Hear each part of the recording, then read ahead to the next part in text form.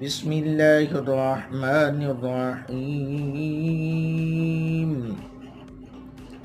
لله ما في السماوات وما في الأرض وإن تبدوا ما في أنفسكم أو تخفوه يحاسبكم به الله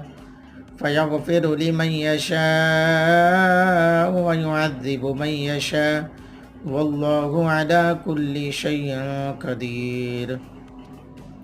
آمن الرسول بما أنزل إليه من ربه والمؤمنون كل آمن بالله وملائكته وكتبه ورسله لا نفرق بين أحد من رسله وقالوا سمعنا وأطعنا غفرانك ربنا وإليك المصير